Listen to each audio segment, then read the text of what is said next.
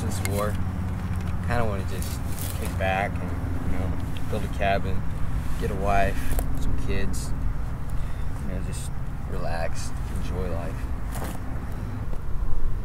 I'd like to say the same, but if it wasn't for this war, I'd be flat out broke.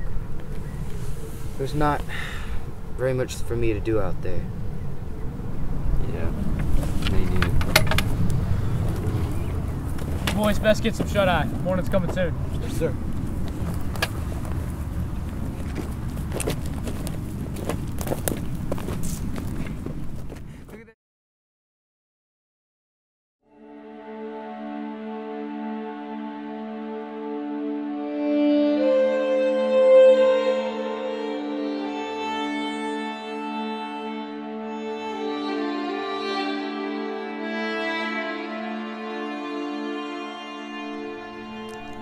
The date is April 6th, 1862.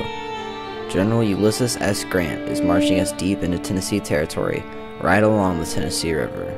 So far, no signs of the Confederate Army. A quote from Nick Ralston's journal.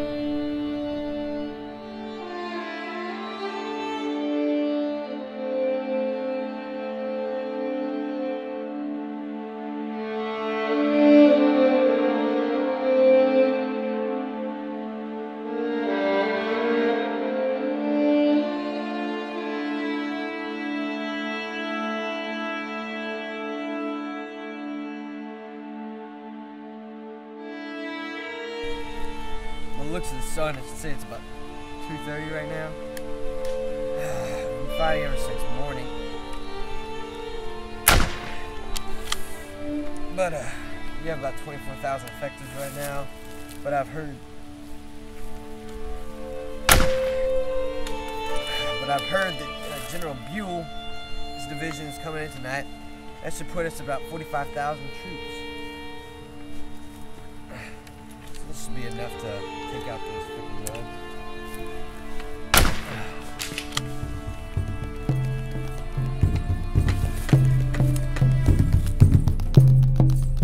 Beauregard will be surprised when he sees that the men count had grown 15,000 over the course of the night. He'll be flooded with the Union soldiers, and he won't be expecting it. As we flank Beauregard's counterattack, he will realize that this is our war. He'll see that he has no choice but to retreat because we gained 15,000 people over the course of the night. What choice does he have?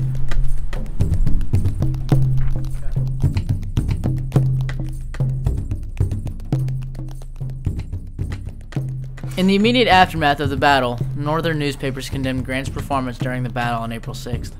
Reporters that were far from the battle began to spread a story telling that Grant had been drunk, falsely alleging that this had resulted in many of his men being bayoneted in their tents because of his lack to notify the troops of the attack.